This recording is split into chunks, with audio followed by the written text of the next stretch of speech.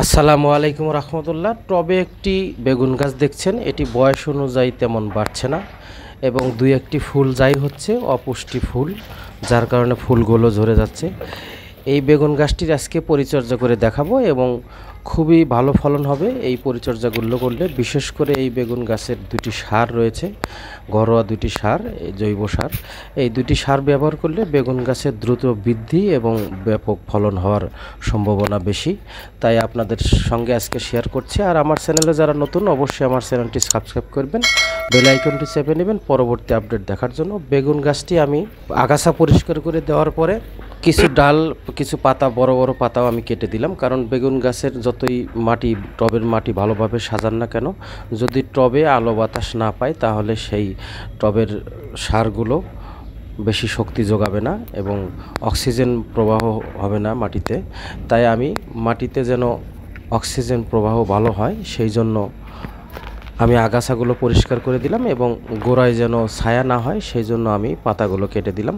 এরপরে খুঁটি দেওয়া একটি খুবই গুরুত্বপূর্ণ বিষয়, কারণ হলো যদি বাতাসে বারবার গাছ নড়ে যায় তাহলে শিকড়গুলো খুব ক্ষতিগ্রস্ত হবে।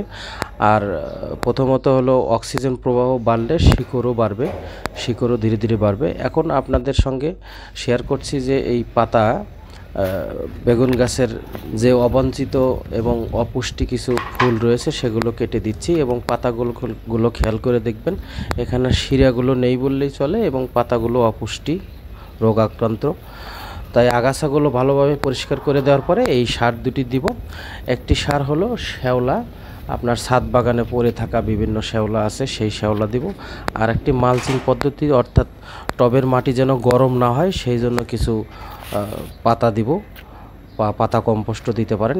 শ্যাওলাগুলো দেওয়ার কারণ হলো মাটির উর্বরতা শক্তি খুব বৃদ্ধি পায় খুব তাড়াতাড়ি। এবং শ্যাওলা দেওয়ার পরে আরেকটি সার আপনাদের সঙ্গে দেখাবো, সেটা হলো তরল জৈব সার।